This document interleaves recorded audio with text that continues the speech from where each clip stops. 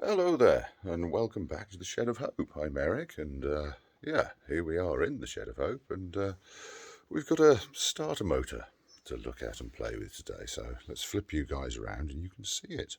So here we have the good old starter motor from my Massey 50 tractor, and somebody at some time of day, look, has spent quite a lot of money on a genuine Massey Ferguson starter motor, and it was fitted, well, 92 it says, so she's a few years old. As you can see, it's genuine Lucas. So anyhow, I came to start it the other day to go and do a little bit of mowing, and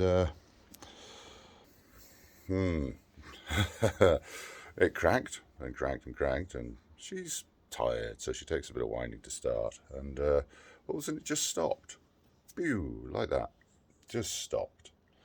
So, well, we're now in a position where I can't start it. So we end up investigating, and not the battery, and she was still engaged, so I sort of knew what had happened. Let me fit. So this here is the solenoid. This is the new one. Look, it's all shiny and nice. And this part of it here, look, goes inside it. So this is an electromagnet and a switch. Yeah, this is the one that was on it.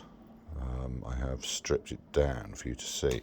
So essentially that goes there, and then you have, I think that was its end cap, and its end cap sort of there, like that. So inside here, this part here, there's coils. There's actually two, and it has two functions. Firstly, it pulls this part in. Its normal resting position is there, but when you turn the key to the start position, it pulls that in like that. And what that does is, up inside there, which you probably can't see, there's a lever. Now that lever is attached to this gear. So what it does is it does two things. One, it starts the motor. So let me show you in more detail. In fact, I'll put this in the vise and then we can probably see it better. Stand it up there. So as you can see, there are three wires coming out of that. These two are soldered together, and this one goes to ground. So this is the positive in. So when you turn the key, you're sending power down to these two. Now the big one is the holding coil. That's the one I've just shown you that pulls the gear into gear. So dink, in it goes. This tiny one here works another thing. There you go, it's not looking very nice. Now that sits in there like that. Now that is the switch, and here's one that's complete. So in here we've got two contacts, and as you see, they connect to here. So the top one is the battery in, so that's coming straight from the battery. And essentially, because it's too much for the key switch, they use this like a solenoid or a contactor type switch. And this one is the output. That goes down to the starter motor, okay, down to this pin here, which energizes it. That pin there is just a ground, so that we get battery ground to the starter motor and other systems.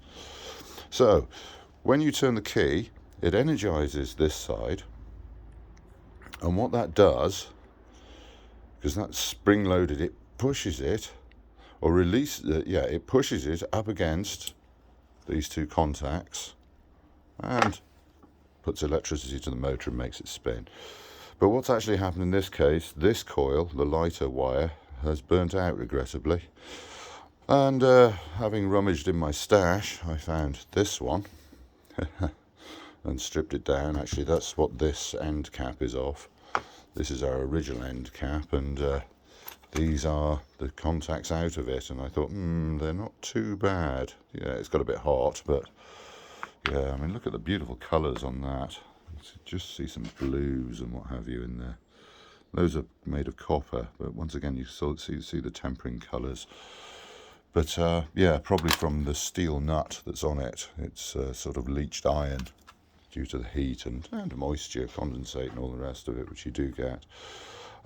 So, nothing you can do with that. It's a totally sealed unit. So, essentially all that is a pile of rubbish and scrap now. And we're just going to fit this new one. So, that is the next sort of thing to do. So I'm just going to rough it up here for you guys. So what we've got to do is get that up into there. You'll probably see it actually if I hold it up to the light. Right, yeah, you can just see it there. Look, the end of the lever. So what we've got to do is hook this thing over the end of that, because that goes in that slot there. Look, if I draw that back you can see it. So what we've got to do is get that up on there like that, push it forward and down, no, not quite. I did this the other day easily, and I can't, sure if I can do it one-handed or not. I need to get a stand for you guys to sort of sit in really. Yeah.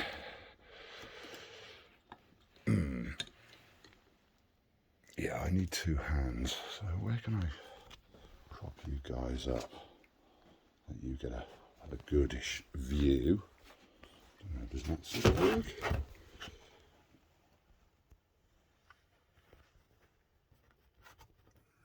I get you guys there, maybe, possibly. Oh, it's a bit of a nightmare this. Let's try again. Might be able to.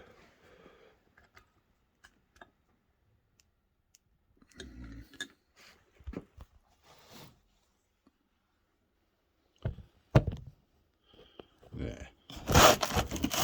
That might do you. Perhaps, possibly, maybe. How's that looking for you guys? Possibly.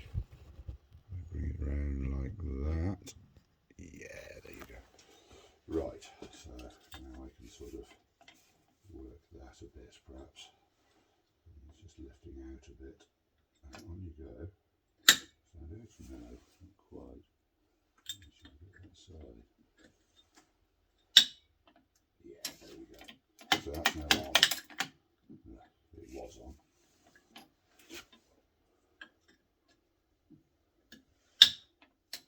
Yeah, okay. So we're not going to fiddle with that anymore. We're just going to slip and slide this slot in over there like that. Yeah. Some nuts and washers to go on there.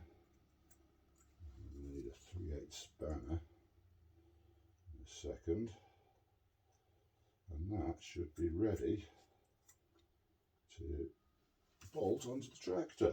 We can go and mow a field, which would be quite good. So there we have it, all bolted on. Get on there. There we go. And I need a spanner. There we go. Easy how to do. Well, I haven't got a socket that fits on, but this will do. Yes, and I know you guys are going to turn around and say, oh, you shouldn't use an open-ended to tighten, but as you can see, it's a bit tight down the side here. They don't really give you a lot of room, so we are just going to do this. But that is now ready to bolt on. Hopefully the battery will still have some charge in it, although several of my batteries are not very good, unfortunately, but that is life. Nice and tighty. Righty tighty, lefty loosey. Oh, there we go. That'll be nice. Okay, so now I need to put this part on here, which is that. And I think I need to just clean that a little bit perhaps. And maybe that terminal there as well, so it's a wire brush. There we go, one beautiful old wire brush. I'll do this on the bench, on the device actually.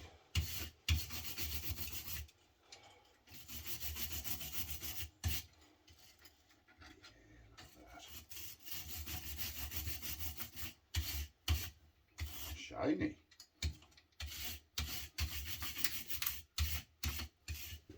That'll do. So this link here now goes other way around, there to there, look. Go on, get on that. Yeah. So that nut washer goes onto there. That one, which looks rather cruddy actually, just perhaps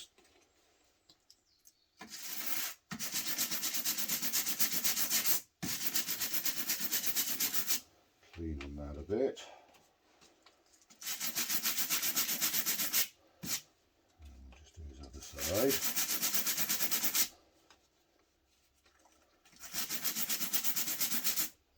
Yeah, that's much better. So that goes on there like that. And then we have this brass nut, which what I'm going to do is just clean up the side that does. Now, here's an interesting fact, guys, because that's still got paint on it.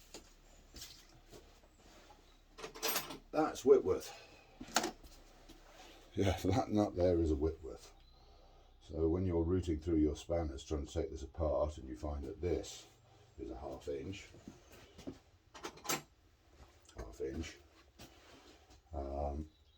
so you discover that one's half inch and think, oh, next size up, 9/16. Oh no, it's not. That is actually quarter Whitworth. So what we're going to do is just snug that, and then we're going to bring this one right up. I don't know if you noticed there are slots in that, so not overly tight because you're just into plastic. It's probably nasty, cheap plastic nowadays. I think that'll probably do that. That's the other thing we should have checked, that those are actually tight. Yeah, I think they're tight enough probably. Anyway, right, so there we go, and I'll just snug that one now right down. There we go, not too tight so we don't want to move that post.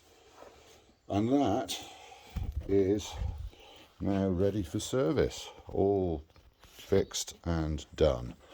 I'm not going to even bother bench testing because I know the motor works. It's all fine and dandy in there, so yeah, it's just a question of going up the field now with a 1/2 inch and a 9/16 spanner and fitting it 3 boltage through the front here. So yeah, fingers crossed, and I can do some trailering and some mowing and stuff. Oh well guys, thank you for joining me in spannering a bit in the old shed of hope and bringing something back to life that was pretty dead.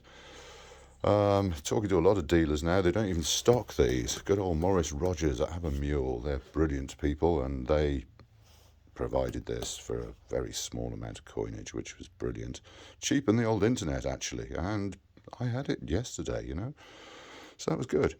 Anyway, yeah, need to go and fit it and fix it and go do some work. So whatever you're doing guys, have a great day and enjoy your day and go out and do things and get things done and generally just enjoy life, guys. Anyway, hope to see you on the next one, and hope you enjoyed this little thing on the Lucas starter motor off the Massey Ferguson 50 tractor, which is yeah, old, tired and a bit like me, but such is life. Anyway guys, enjoy and all the best. Love, light and peace.